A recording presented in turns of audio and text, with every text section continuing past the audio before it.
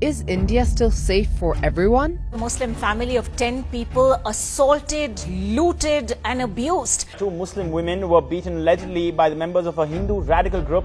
The world's second most populous country is grappling with a fundamental issue. India was founded as a proudly diverse country. So how did it go from this? Prime Minister Nehru called upon leaders representing many shades of political thought and various religious groups to help build a modern democratic state.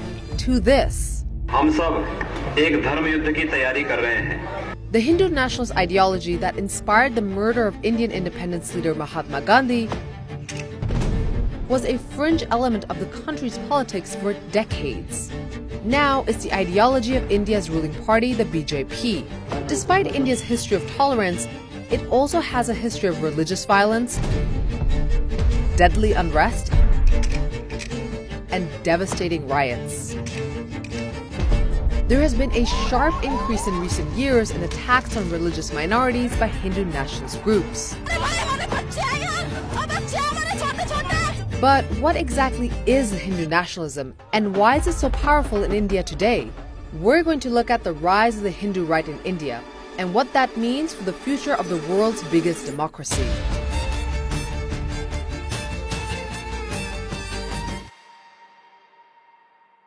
Hinduism is thousands of years old and is the world's third largest religion. But Hindutva, a nationalist political ideology, is not that old. First, we need to define what Hindutva even means. The closest translation is Hinduness. Its core belief is that India should be a Hindu nation. While 80% of India's population is Hindu, almost 195 million Muslims live there. India also has millions of Christians, Sikhs, and Buddhists, and hundreds of other religious groups. The ideology of Hindutva was, in many ways, born out of Hindu anxieties over the growth of other religions in the colonized subcontinent. Quick history lesson. For 2 centuries before it became a British colony, India had been ruled by the Muslim Mughal Empire. They also built this. And then the British Empire came along. Hindutva has its roots during the colonial era, when a segment of the Hindu population felt that Western mores were overwhelming Hinduism, and consequently this led to a form of Hindu revitalization. Early in the 20th century, Indian Muslims created the All India Muslim League to advocate for Muslim rights under British rule.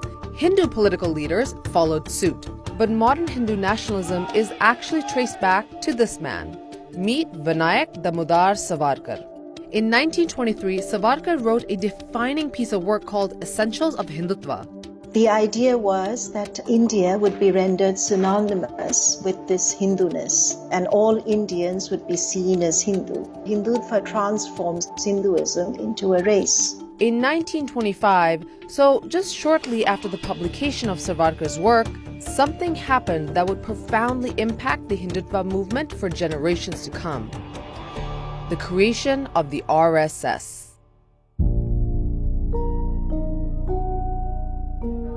Today, the RSS is an influential, male-dominated, paramilitary Hindu nationalist organization and network in India.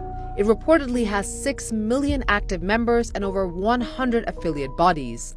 They have yoga sessions and morning training drills. They also host summer camps with weapons training and reportedly exert influence on the current ruling party and at all levels of Indian society. Former RSS members can be found in the highest ranks of the Indian political establishment, but more on that in a bit. If you look at all of the violences against minority communities that have happened in India, you will see the imprint of the RSS. But the defining moment of the modern Hindutva movement came in 1992 in the city of Ayodhya, when the RSS joined other right-wing Hindu groups to demolish the historic Babri Masjid. Hindu nationalists believe the 16th century Mughal-era mosque had been built on the site of a Hindu temple. The mosque's destruction sparked Hindu-Muslim communal rioting that killed some 2,000 people. Imagine being of a minority community in India, already vulnerable, and then imagine symbolically something very powerful to a community being broken. So what's the link between the paramilitary RSS and the ruling BJP? The BJP relies on them to get out the vote. The BJP relies on them for electoral purposes. The BJP relies on them for political mobilization. And consequently, the RSS has a disproportionate influence on this current BJP government. Guess which former RSS member is currently at the very top?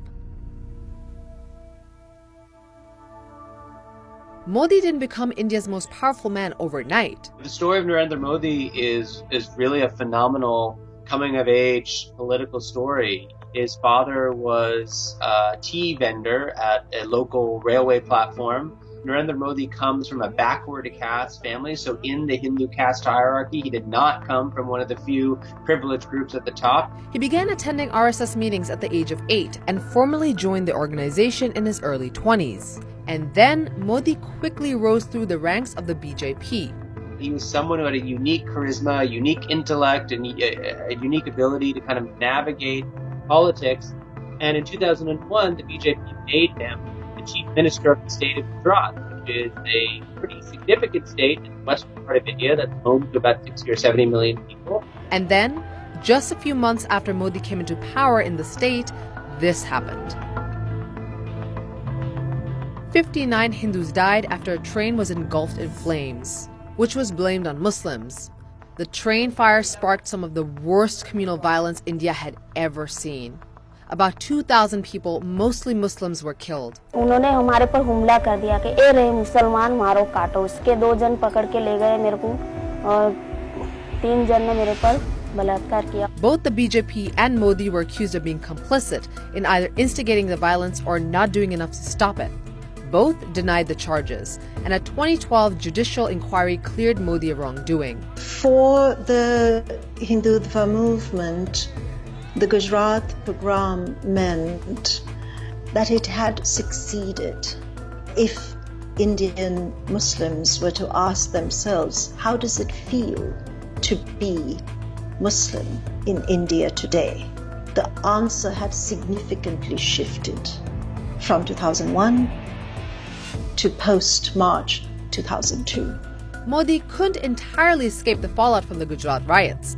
In 2005, the United States government denied him a diplomatic visa, but despite the travel restriction and widespread criticism, Modi was re-elected 3 times. He increasingly focused on business and economic development and was elected Prime Minister in May 2014. So his campaign centered around the economy and fighting corruption. But his win meant that the BJP, and therefore the ideology of Hindutva, had found a home in the highest political office in India. Modi's 2014 election had initially leaned on the promise of economic development, but his re-election campaign in 2019 was different. We were nationalists, we are nationalists, and we will remain nationalists. They talked a lot about nationalism, about a muscular India. They talked about how to make sure that they stopped illegal immigration, largely from Muslims coming from Bangladesh. And of course, the election took place at a time when there was heightened conflict between India and Pakistan. And so Modi was kind of able to use this pro-Hindu, pro-India, anti-Pakistan kind of rhetoric to help mobilize his supporters for the election. A Human Rights Watch study found a nearly 500% increase in charged and divisive language by Indian politicians since Modi's election. 90% of it was from the BJP. Like the BJP Chief Minister of Uttar Pradesh, he once said this during a rally. And then there's Home Affairs Minister Amit Shah, seen by some as India's second most powerful man. Shah has called Muslim refugees and migrants from Bangladesh termites. Oh, and by the way, in August 2019, Shah did this. Article 370, giving Jammu and Kashmir special status, has been virtually scrapped. Modi's landslide re-election victory shows how popular he and his ideology are. And not only in India. Once denied entry to the United States, today he's welcomed like a rock star. I think that there are benefits as well in creating the links between a Hindu nationalist powerful diaspora, who then is able to finance campaigns of both Republicans as well as Democrats to influence what power in the United States looks like, and then to have that power function in the interest of state power in India as well.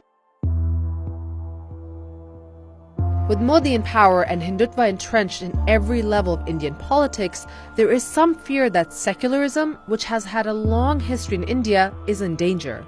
Since 2019, protests have erupted in India over a controversial Citizenship Act, which grants amnesty to undocumented immigrants from neighboring countries. It's being called anti-Muslim because Muslim immigrants are excluded. The Indian government is also building its first massive detention camp where it plans to hold undocumented immigrants, many of them most likely Muslim.